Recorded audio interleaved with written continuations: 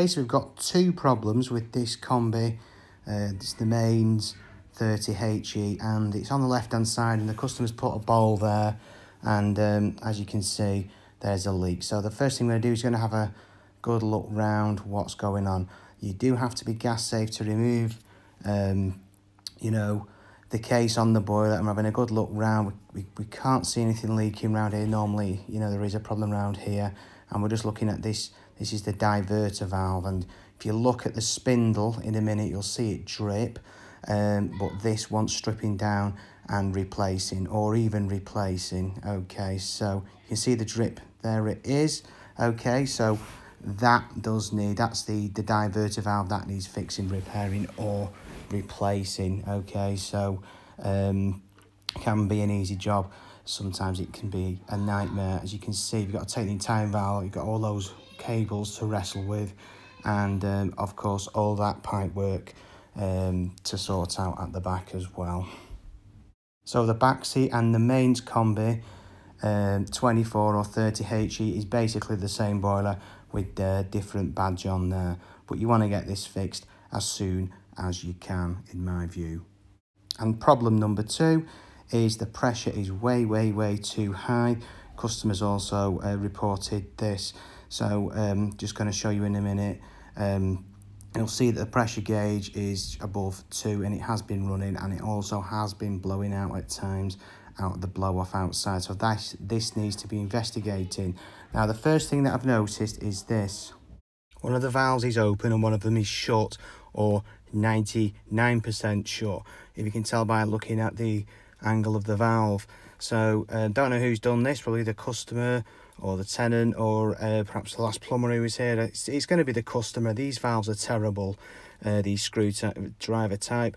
I always replace them so that the customer can easily just turn it by hand. A nice easy valve to do, but I think this is definitely suspect. So this has caused the issue or the problem, and all, you know, that drip is a separate issue, although it wouldn't have helped.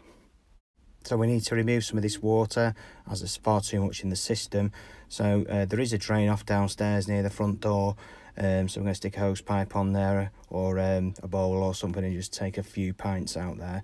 And here we go. It is plumber on the job. I did film it sideways, apologies. Another thing that can happen, if it isn't these valves here, is the secondary heat exchanger can be passing some water. There can be a pinhole, so you've got mains water pressure going into the heating side. To test this, it's quite difficult. You need to isolate the boiler. There's two valves under the boiler on the left and the right. Okay, so you basically turn each one of these valves off, and you're going to leave it for as long as you can. If the pressure drops or rises, then there's an issue with the boiler. If it's okay, then you know, there's going to be no movement. Okay, so that's how you test for that.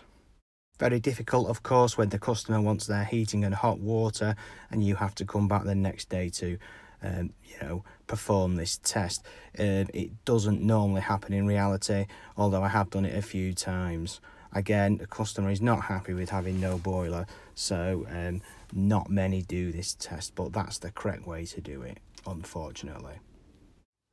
Okay, so we got our pressure down to 0. We're now going to fill it up with our dodgy valves. Yeah, cheap, nasty these valves, but right.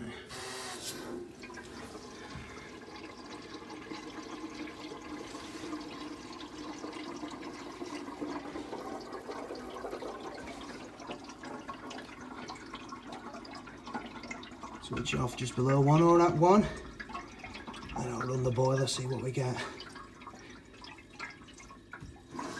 Right, turn that off there. You can hear it passing anyway. We'll turn that one off as well. So it's double protection. So we'll turn our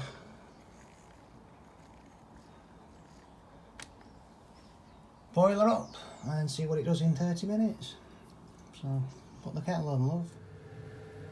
Okay, so the boiler's been running for quite a while now, okay, and all the rads are hot, and as you can see, it's under 2 bar. So that proves that there is no problem with the expansion vessel on this occasion. So it was more to do with the customer or somebody has left one of the valves open slightly. Only takes a drip or two and he'll soon pressure up. Okay, cheers.